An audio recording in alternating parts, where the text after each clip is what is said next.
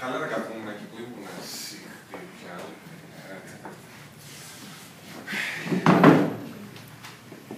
Άξιτο φούτα μου, δεν έκανε τίποτα καλό στο χώρο.